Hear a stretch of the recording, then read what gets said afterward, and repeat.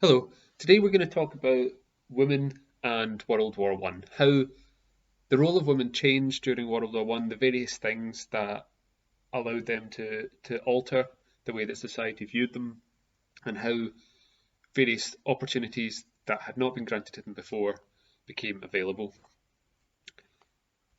Prior to World War One, the situation of women was very different than it is today. The main role was viewed as being wives and mothers. Women were primarily seen as caregivers and people who brought up children.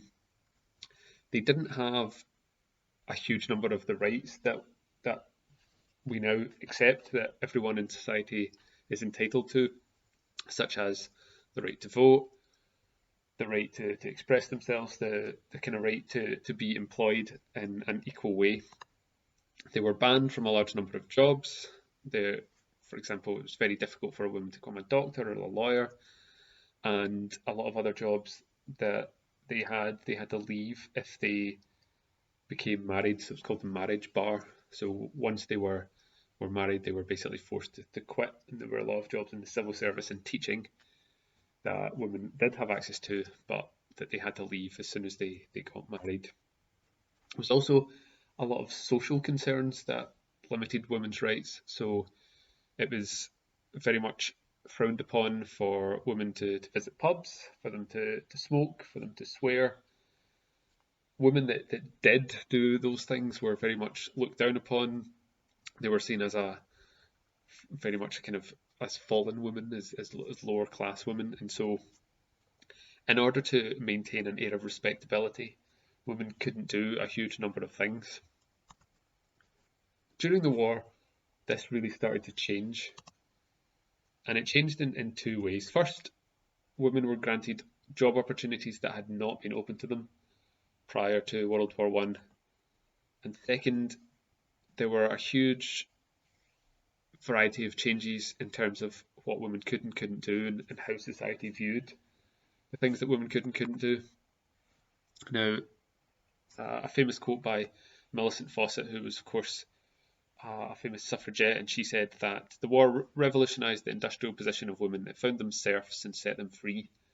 The serfs are basically people without rights. Serfs were people that were controlled by landowners or the nobility in the kind of medieval period, and basically it meant that they were a subset of society who had almost no rights. And Millicent Fawcett is comparing women to those groups of people and saying that prior to World War One they basically had no rights, but World War One gave them rights. It gave them opportunities that they'd never had before. And I think this is quite a good summing up. I like that quote. It encapsulates it captures the kind of main ideas, the main changes that occurred during the war.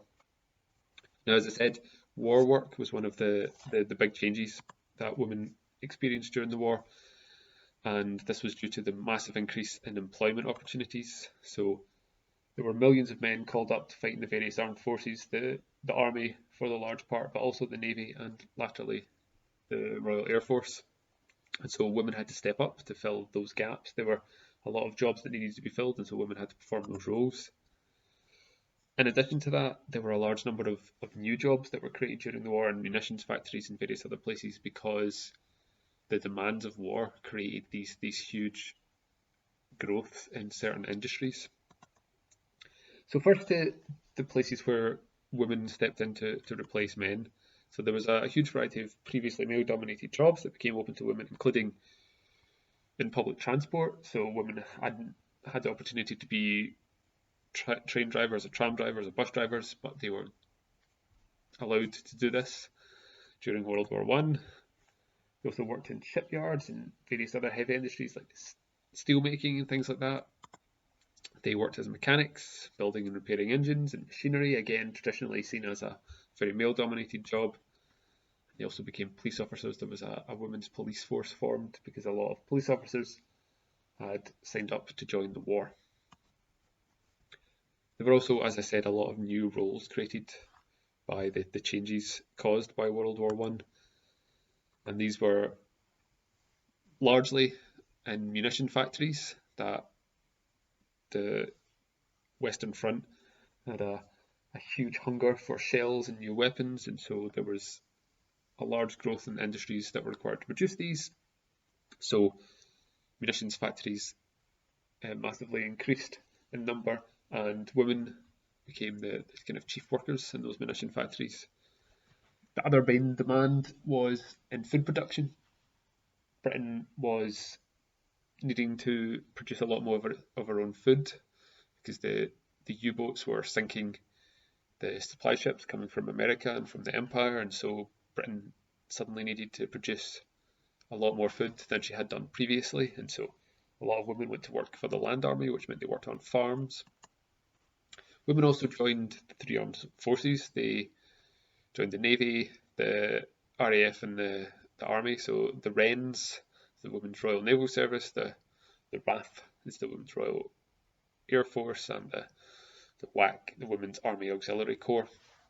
So women became very important parts of those different armed forces, those different branches of the forces, doing various things like drivers, mechanics, clerical work. Basically, a large number of jobs that allowed men to focus more on the fighting. The women weren't directly involved in frontline fighting, but they did perform a lot of other roles, and a lot of women were killed during the war serving on various ships or various places at the front. They also worked at the front as ambulance drivers and nurses, so they performed a very important first aid role, and that obviously was very risky.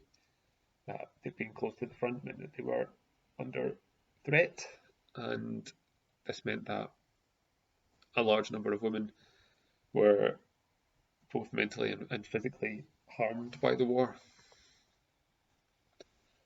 As I've said, it wasn't just employment opportunities that changed for women, though.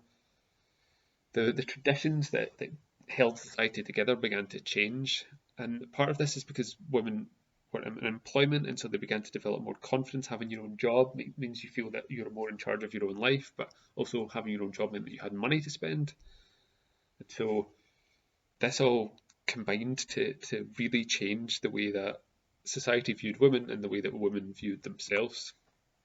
As I said, prior to the war, very few women visited pubs.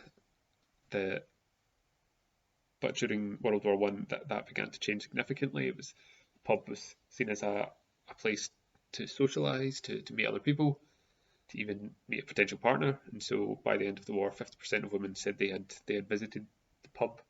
So this is a huge change. Women also gained greater access to consumer goods, and consumer goods is just things that you use for yourself, so clothes and things like that. And a lot of consumer goods were produced that were directly targeted at women. Companies realised that women had a lot more money and were willing to spend that money on themselves, so they adapted to fill that gap.